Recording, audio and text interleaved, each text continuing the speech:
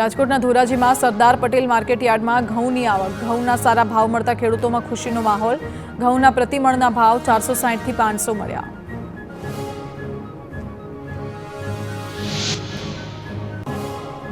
સુરેન્દ્રનગરના લખતરમાં આશા વર્કર બહેનોનો વિરોધ, લઘુત્તમ વેતન ન આપતા આશા વર્કર બહેનોએ પંચાયત કચેરીએ નોંધાવ્યો વિરોધ। 80 થી વધુ આશા વર્કર બહેનો એકત્રિત થઈ વિરોધ કર્યો।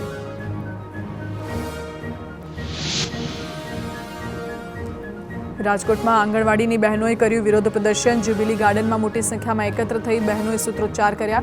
કાયમી નોકરી, વેતન વધારા સહિતની માંગ સંતોષવા સરકારનું ધ્યાન દોર્યું।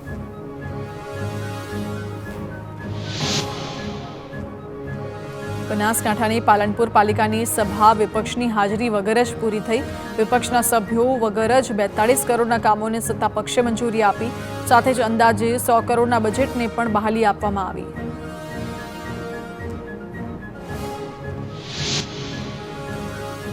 બનાસકાંઠાના પાલનપુરની કલેક્ટર કચેરીએ આશા વર્કરોની હડતાળ યથાવત। આશા વર્કરો 8 દિવસથી ભૂખ હડતાળ પર।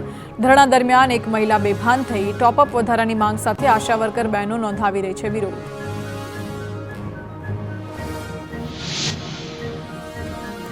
અમદાવાદની એસવી કોલેજમાં વિદ્યાર્થીઓનો હોબાળો।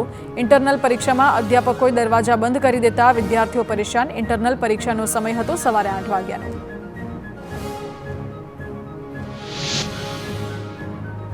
ભાવનગર જિલ્લા પંચાયતની સામાન્ય સભામાં હોબાળો। વિકાસ કાર્યો માટેની ગ્રાન્ટ વાપરી શકતા ન હોવાના કોંગ્રેસે કર્યા આક્ષેપ। ભાજપ અને કોંગ્રેસના સભ્યો વચ્ચે થઈ ઉગ્ર બોલાચાલી।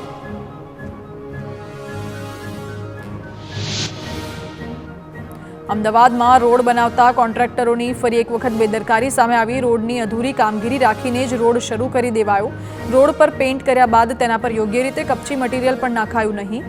અધિકારીઓએ રોડની કામગીરીમાં કોઈ પ્રકારનું સુપરવિઝન ન કર્યું।